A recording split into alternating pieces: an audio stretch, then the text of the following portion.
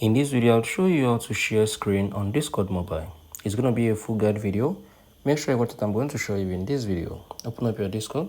So I'm currently in my server now. If I would love to share my screen, what I need to do, I'm going to click on this general. So there's always a voice channel in every Discord server. So I've created mine, the how to do. So I'm going to click on the general. I'm going to click on join voice. Now what you need to do, you're going to be able to see this option. So just wait for it to gradually load up. So what you need to do, swipe your screen up now, right? Swipe your screen. So once you swipe your screen, you're going to be able to see the share your screen option.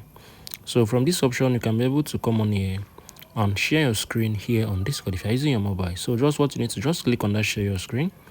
Once you click on it, the option to share your screen is going to come out. Then you're going to be able to pick Discord, right? So you can see it, so make sure you choose the Discord. Once you choose the Discord, it's going to be able to work out well for you.